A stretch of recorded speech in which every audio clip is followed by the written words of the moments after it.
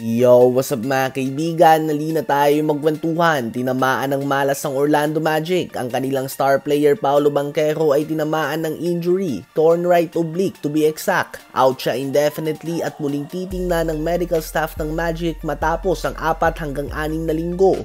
So malas nga ng Magic, lalo na't ginamit nila mga kaibigan na salita dito ay out indefinitely. Ibig sabihin ay hindi pa nila tiyak kung gaano ito katagal na mawawala. Subalit tiyak nga na hindi ito bababa ng 1 buwan. Very unfortunate lamang para sa former number 1 pick at sa kanyang team dahil napakaganda nga ng kanyang simula sa season na ito.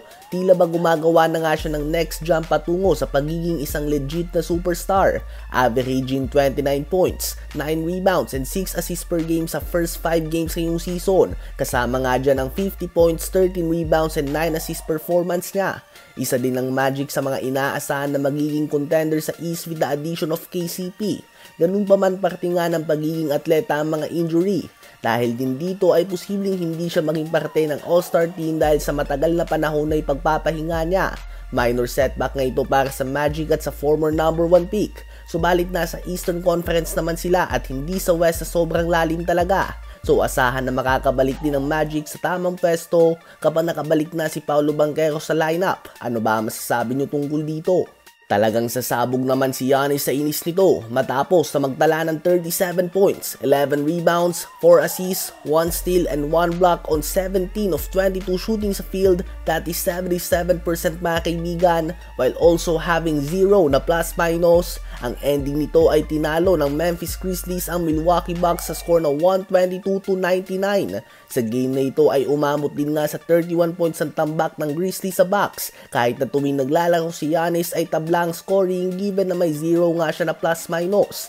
Matanong nyo ay ano ba ang ginawa ng mga kakampi ni Giannis? Well, si Middleton ay injured, si Taurean Prince ay 5 points, at sa 33 minutes si Damian Lillard nagtala siya ng 4 points, 2 rebounds and 6 assists and negative 29 na plus-minus on 1 of 12 shooting sa field at 0 of 6 shooting sa 3-point line. At kung tingin nyo ay masakit na ito sa mata sa mga fans ng Bucks, ang kanyang tao din sa depensa na si Ja Morant ay binigyan niya ng 26 points, 10 rebounds and 14 assists triple-double on 56% shooting sa field. At kung si Lillard ay negative 29, si Morant naman ay plus 29 mga kaibigan. 19 points, 9 rebounds din nga si Santi Aldama. 16 points, 7 rebounds si Wells at 16 points kay Scottie Pippen Jr.